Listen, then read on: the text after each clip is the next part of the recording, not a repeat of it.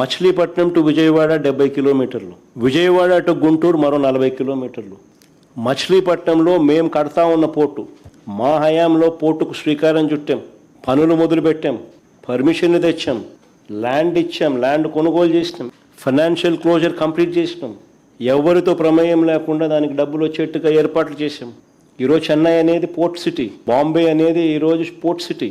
Plan B కింద మేము చెప్పినాం మచిలీపట్నం టు విజయవాడ 70 కిలోమీటర్లు, విజయవాడ టు గుంటూరు మరో 40 కిలోమీటర్లు, మొత్తం ఈ 110 కిలోమీటర్లు నేషనల్ హైవే రోడ్డు ఉంది.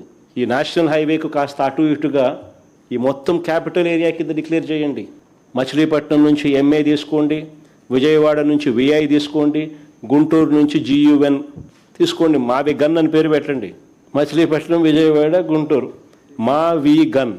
సరే, గన్ అంటే బాగుండదు నీకు, అది జగన్ అనేది గుర్తుకొస్తుంది లేననుకుంటే సరే వేరే పేరు పెట్టండి.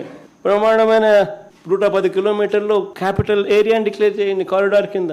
కనీసము ప్లాన్ బి అన్న కనీసం పిక్చర్లోకి వస్తే అట్లీస్ట్ నువ్వు పెట్టే 2 లక్షల కోట్ల రూపాయలు ఈ రాజధాని ప్రాంతంలో, అది అయ్యేది కాదు, సచ్చేది కాదు.